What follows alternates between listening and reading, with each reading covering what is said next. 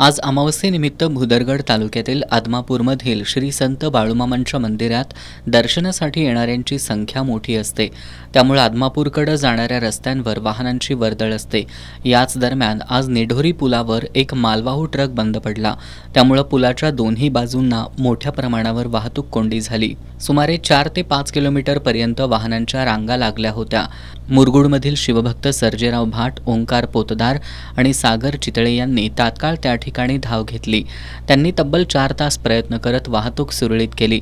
मुसळधार पाऊस आणि वाहनधारकांच्या बेशिस्तीमुळे वाहतूक कोंडी फुटेल की नाही याबद्दल साशंकता होती. मात्र शिवभक्तांनी आदमापूर, निढोरी, कागल रोड फाटा आणि मुरगुडकडील मार्गांवर वाहतूक योग्य दिशेनं वळवून अडकलेली वाहनं मार्गस्थ केल्यामुळे वाहतूक सुरळीत झाली. त्यांच्या या प्रयत्नाला कागल, गारगोटी आणि मुरगुड पोलिसांनी सहकार्य केलं.